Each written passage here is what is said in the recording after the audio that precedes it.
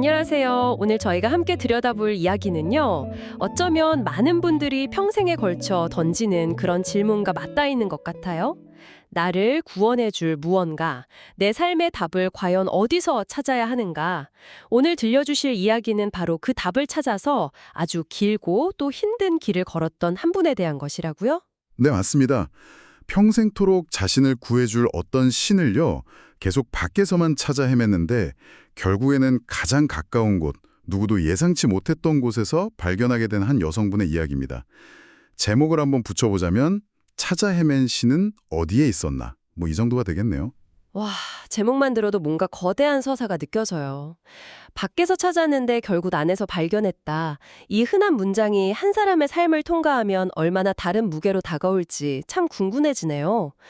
어떻게 시작된 이야기인가요? 이야기는 몇 년 전으로 거슬러 올라가는데요. 한 여성분이 아주 절박한 표정으로 저희 명상원을 찾아오시면서 시작돼요. 그분의 목표는 아주 명확했어요. 무당이 되어야만 하는 운명, 그리고 그 운명에서 비롯된 아주 지독한 고통을 끝내는 것, 바로 그거였죠. 무당이 되어야만 하는 운명이요. 그게 어떤 선택의 문제가 아니었나 보군요. 네, 그분 입장에서는 뭐랄까 피할 수 없는 족쇄 같은 거였죠. 오랫동안 소위 신병이라는 걸 앓고 계셨거든요. 아, 신병. 드라마나 영화에서 종종 소재로 다뤄지긴 하는데 사실 대다수의 사람들에겐 굉장히 낯선 개념이잖아요. 이게 의학적인 병은 아닌 거죠? 그렇죠. 현대의학의 범주로는 설명이 잘 안 되는 현상에 가깝습니다. 그분의 말을 좀 빌리자면 마음에는 계속 안개가 낀 것처럼 혼란스러운데 몸은 보이지 않는 무언가에게 계속 얻어맞는 것 같은 그런 고통이었다고 해요. 온갖 병원을 다 다녀도 나오는 병명은 없고 그냥 신경성이라는 말만 들릴 뿐이었죠. 와, 원인 모를 고통만큼 사람을 무력하게 만드는 것도 없는데 그래서 주변에서는 그게 신병이고 무당이 되어야만 낫는다고 했던 거군요. 맞습니다. 지푸라기라도 잡는 심정으로 무속인을 찾아갔고 역시나 같은 진단을 받은 거죠. 그래서 그분은 운명을 받아들이기로 하고 신을 받기 위한 신내림 굿을 치렀습니다. 그런데 문제는 바로 여기서부터 시작됐어요. 구술했는데도 해결이 안 됐나요? 한 번이 아니었어요. 아, 처음엔 정성이 부족했나 싶어서 더 큰 비용을 들여 다시 하고 또 다른 무속인을 찾아가서 다시 하고 여러 차례 시도했지만 그분에게는 아무런 영적인 능력도 나타나지 않았습니다.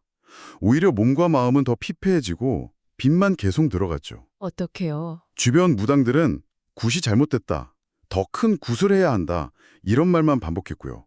정말 간절했을 텐데 희망을 가질 때마다 더 큰 절망으로 돌아오는 그런 상황이었겠네요. 그렇죠. 결국 그분은 무당의 길을 포기했습니다. 하지만 고통은 사라지지 않았어요. 모든 걸 그냥 놓아버리고 싶다는 생각이 들 무렵 정말 마지막이라는 심정으로 마음 수행이라는 것에 기대를 걸고 저희 명상원을 찾아오신 거였습니다. 그렇게 모든 문이 닫혔다고 느낄 때 찾아오셨군요. 처음 그분을 만나셨을 때 이 복잡하게 얽힌 문제의 핵심이 뭐라고 보셨어요? 기존의 무속적인 접근과는 좀 다른 관점이 필요했을 것 같은데요. 네, 맞아요. 관점의 전환이 가장 중요하다고 생각했습니다. 기존 무속의 프레임은 기본적으로 외부에서 어떤 강력한 신을 모셔와서 내 안의 문제를 해결하는 방식이잖아요. 네네, 그렇죠. 신과의 관계를 외부에서부터 설정하는 거죠. 보통 그렇게들 알고 있죠. 신을 받는다고 표현하니까요. 하지만 저는 그 문제의 근원을 외부가 아닌 내부, 즉 그분 자신의 마음 문제로 접근해야 한다고 봤습니다. 물론 저는 영적인 존재의 실제를 부정하진 않아요. 하지만 그 존재들과 어떻게 관계를 맺고 또 그로 인해 발생하는 고통을 어떻게 다룰 것인가, 여기에 대한 관점은 완전히 달랐던 거죠. 아, 외부의 존재를 탓하거나 의지하는 게 아니라 내 안의 상태를 먼저 들여다봐야 한다는 말씀이시군요. 그렇습니다. 저는 그분이 겪는 신병이라는 현상 역시 그분이 살아오면서 쌓아온 과거의 모든 행위와 생각, 감정들, 이게 현재의 삶에 영향을 미치는 힘, 일종의 업력일 아주 특수한 형태로 발현된 것이라고 봤습니다. 업력이요? 불교에서 쓰는 개념이죠. 과거의 원인이 현재의 결과를 만든다는. 그게 단순히 심리적인 걸 넘어서 신병 같은 현상으로도 나타날 수 있다는 건가요? 네, 업력이란 걸 무슨 초자연적인 벌이라고 생각할 필요는 없어요. 아주 강한 감정, 예를 들어서 깊은 슬픔이나 분노, 집착 같은 것들이 해소되지 않고 오랫동안 쌓이면요, 그게 그 사람의 에너지장, 그러니까 기운에 영향을 미치고 결국 몸과 마음에까지 영향을 준다고 보는 거죠. 그 에너지가 영적으로 민감한 사람에게는 외부의 다른 존재들을 끌어당기는 일종의 통로가 되기도 하고요. 되게 흥미롭네요. 그럼 무속에서 말하는 그 신이라는 존재는 다른 영적인 전통에서는 어떻게 설명하나요? 혹시 비슷한 개념이 있나요? 아주 좋은 질문입니다. 사실 표현 방식이나 접근법이 달라서 그렇지 파고 들어가 보면 결국 같은 뿌리를 가리키고 있는 경우가 많습니다. 예를 들어 무속에서 말하는 내 안의 신, 그리고 전통 선도에서 말하는 원신, 또 불교에서 말하는 법신이 사실은 모두 같은 실체를 가리키는 다른 이름이라고 볼 수 있어요. 이름은 다른데 가리키는 본질은 같다. 그게 구체적으로 뭔가요? 바로 영적인 차원의 진짜 나, 우리 의식 너머에 있는 순수한 자기 자신, 본래의 영혼을 가리키는 말들입니다. 물론 각 전통이 지향하는 경지에 따라서 그 깊이나 뉘앙스는 엄청나게 다릅니다. 특히 불교의 법신은 우주적 진리 그 자체를 의미하기에 무속의 인격적인 신과는 비교하기 어려운 굉장히 높은 경지죠. 하지만 그 근본 원리, 즉 우리 안에 이미 신성이 내재해 있다는 아이디어는 통하는 겁니다. 그렇군요. 그런데 왜 유독 무속에서는 그 내면의 신이 신병이라는 고통스러운 형태로 나타나는 걸까요? 그게 바로 중요한 차이점입니다. 다른 수행 전통에서는 오랜 수련을 통해 점진적으로 내면의 신성을 깨어나가는 반면에 무속의 신감을, 즉 신을 받을 자질이 있는 사람들은 선천적으로 그 통로가 열려 있는 경우가 많아요. 아까 말한 강한 업력 때문에 준비되지 않은 상태에서 문이 그냥 활짝 열려버리는 거죠. 아, 그러다 보니 아직 정화되지 않은 거친 에너지나 존재들이 드나들게 되고 그게 고통으로 나타나는 겁니다. 수행을 통해 내면의 힘을 키워서 문을 여는 게 아니라 문이 먼저 열려버려서 혼란을 겪게 되는 거군요. 그럼 그분에게는 어떤 해결책이 필요했던 건가요? 그래서 두 가지 작업이 동시에 필요했습니다. 하나는 이미 열린 문으로 들어와서 혼란을 일으키고 있는 외부 존재들을 정리하는 외부 정화 작업, 그리고 다른 하나는 그분 스스로 내면의 힘을 길러서 문을 통제할 수 있게 하는 내부 수행 작업이었죠. 외부와 내부 둘 다 잡아야 했군요. 외부 정화는 어떻게 진행됐나요? 굿 같은 의식을 또 하신 건 아닐 테고요. 네, 외부적인 의식은 전혀 사용하지 않았습니다. 그분이 신내림굿에 계속 실패했던 이유가요. 진짜 선한 신이 온 게 아니라 업이 많고 정화되지 않은 영적 존재들이 그분의 에너지 몸, 이걸 영체라고 부르는데 거기에만 머물렀기 때문이었어요. 이들은 그릇이 되지 않기 때문에 진짜 신이 될 수 없죠. 그래서 제가 깊은 명상 상태, 근접산매라고 부르는 고도로 집중된 의식 상태의 힘을 빌려서 그 외부의 영적 존재들을 정화하고 돌려보내는 작업을 도왔습니다. 잠깐만요. 그 부분이 조금 어렵게 들리는데요. 선생님의 명상 상태가 다른 사람의 영체에 영향을 줄 수 있다는 건가요? 이게 어떤 원리죠? 좋은 지적이에요. 이걸 무슨 마법처럼 생각하면 오해하기 쉽습니다. 비유하자면 소리굽스의 공명현상과 비슷하다고 할 수 있어요. 아, 소리굽세요? 네. 같은 주파수를 가진 소리굽스 하나를 울리면 옆에 있는 다른 소리굽스도 저절로 울리잖아요. 마찬가지로 깊고 안정된 의식 상태는 그 자체로 강력한 주파수를 가집니다. 그 맑은 주파수에 혼란스럽고 낮은 주파수의 존재들이 노출되면 조율이 되거나 혹은 그 자리를 견디지 못하고 떠나가게 되는 원리죠. 아, 에너지적인 공명을 이용한 정화라고 이해하시면 됩니다. 소리굽세 비유를 들으니까 조금 이해가 되네요. 그럼 그 외부 정화와 동시에 그분 스스로는 어떤 내부 수행을 하셨나요? 그분께는 아주 단순하지만 강력한 과제를 드렸습니다. 바로 모든 것을 내려놓는 연습이었죠. 방법은 모른다라는 화두 하나만 계속 붙들고 있게 하는 것이었습니다. 모른다요? 보통 화두라고 하면 이못고나 나는 누구인가 같은 되게 철학적인 질문을 떠올리는데 그냥 모른다니 굉장히 의외인데요? 우리를 괴롭히는 모든 생각과 감정의 뿌리를 따라가 보면요. 결국 무언가를 알려고 하고 붙잡으려고 하는 욕심과 집착이 있거든요. 나는 누구인가라는 질문조차도 답을 얻으려는 행위가 될 수 있죠. 하지만 모른다는 그 모든 시도를 원천적으로 차단합니다. 답을 찾는 게 아니라 질문 자체를 놓아버리는 연습인 셈이죠. 아, 채우려는 노력이 아니라 비워내는 훈련이군요. 보통 우리는 문제를 해결하기 위해 더 많이 생각하고 분석해야 한다고 배우는데 정반대의 접근법이네요. 그분에게는 쉽지 않았을 것 같아요. 물론입니다. 처음에는 굉장히 답답해하셨어요. 이것만 한다고 뭐가 달라지냐며 의심도 하셨고요. 그 마음을 붙잡지 말고 그 의심마저도 모른다로 흘려보내라고 말씀드렸죠.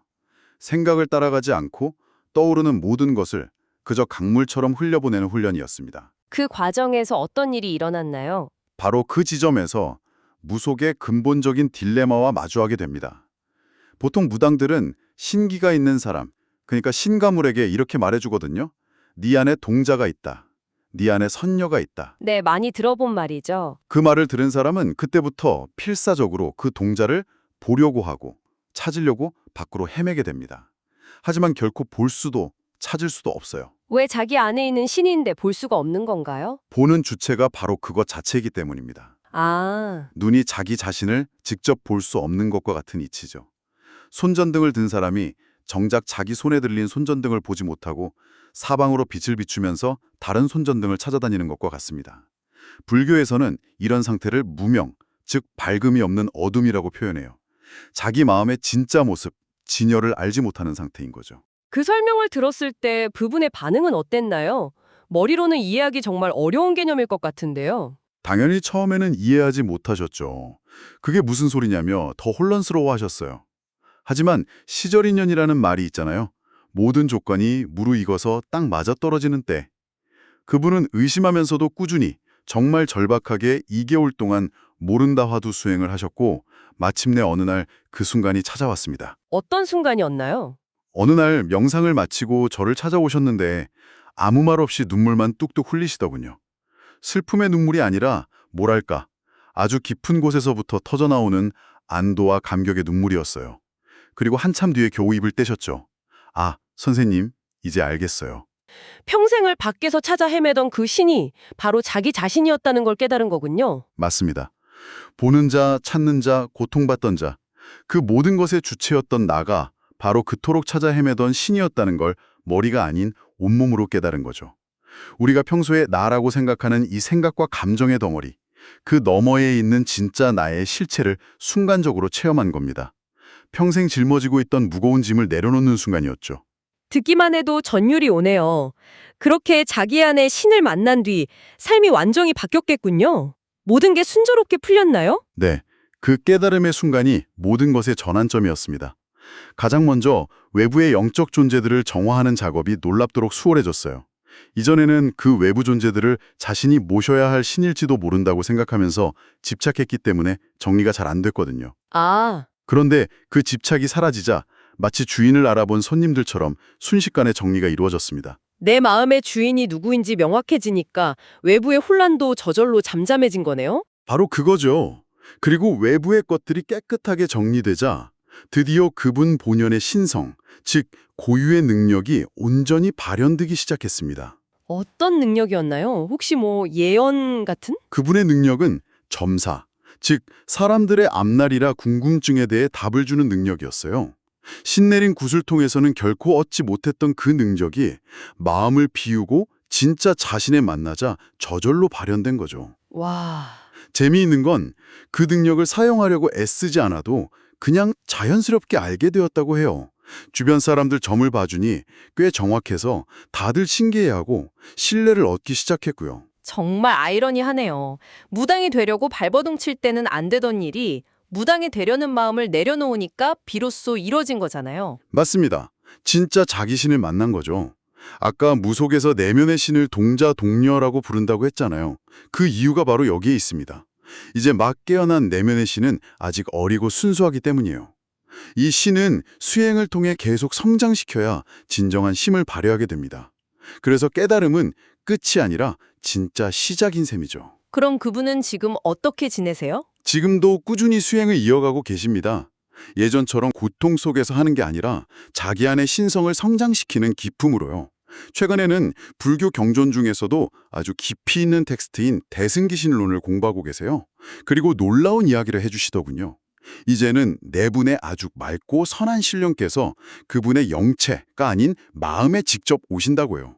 영체가 아닌 마음에 오신다는 건 어떤 차이가 있나요? 그건 차원이 다른 이야기입니다. 영체에 머무는 건 비유하자면 집에 손님이 잠시 머무는 것과 같아요. 하지만 마음에 오신다는 건 그 집의 가족이 되는 것, 즉 그분의 본성과 하나로 통합된다는 의미입니다. 외부의 힘을 빌리는 게 아니라 내면의 신성이 외부의 선한 기운과 조화롭게 공명하는 경지죠. 진짜 신은 그렇게 마음에 오셔야 합니다. 정말 놀라운 여정이네요. 결국 가장 성스럽고 강력한 장소는 어떤 특별한 사원이나 교회가 아니라 바로 우리 마음 안이라는 걸 다시 한번 생각하게 됩니다. 정확합니다. 그분의 사례는 저에게도 대승기신론의 가르침을 생생하게 보여준 경험이었어요. 대승기신론에서는 우리의 마음을 두 가지 측면으로 설명하거든요. 하나는 파도처럼 끊임없이 생겨나고 사라지는 현상세계의 마음. 이걸 심생멸문이라고 합니다. 그리고 다른 하나는 그 파도의 근원인 바다처럼 변치 않는 마음의 본질. 이걸 심진여문이라고 하죠. 현상으로서의 마음과 본질로서의 마음. 네. 점을 보거나 미래를 아는 등의 무속행위들은 모두 현상계, 즉 파도와 같은 심생멸문의 영역입니다. 많은 분들이 이 파도의 힘에만 매료되죠. 하지만 그 모든 능력의 근원, 파도를 일으키는 진짜 힘은 고요하고 깊은 바다, 즉 변치 않는 마음의 본질인 심진여문에 있습니다. 외부에서 신을 찾는 것은 계속 파도만 쫓는 것과 같아요. 자기 마음 안의 바다, 그 진여를 만나는 것이 진짜 신을 만나는 유일한 길이었던 겁니다. 오늘 이야기를 듣고 나니까 저 자신을 포함해서 많은 사람들이 어쩌면 비슷한 오류를 범하고 있는 건 아닐까 하는 생각이 드네요. 행복이든 성공이든 구원이든 그 답이 어딘가 바깥에 있을 거라고 믿고 끊임없이 찾아다니잖아요. 우리 모두가 그럴 수 있죠. 그래서 마지막으로 이 이야기를 듣고 계신 당신에게도 한번 조용히 질문을 던져보고 싶습니다. 어쩌면 지금 당신이 그토록 간절히 밖에서 찾고 있는 그 답, 그 구원, 그 행복도 실은 그것을 찾고 있는 당신 자신이 아닐까요? 우리는 이미 손에 환한 등불을 들고 있으면서도 그 사실을 잊은 채 사방으로 등불을 찾아 헤매고 있었던 건 아닐지 한 번쯤 자신의 내면을 고요히 들여다보는 시간을 가져보시면 좋겠습니다. 손에 든 등불을 찾아다닌다. 정말 깊이 생각해 볼 말이네요. 오늘도 귀한 이야기 정말 감사합니다. 감사합니다.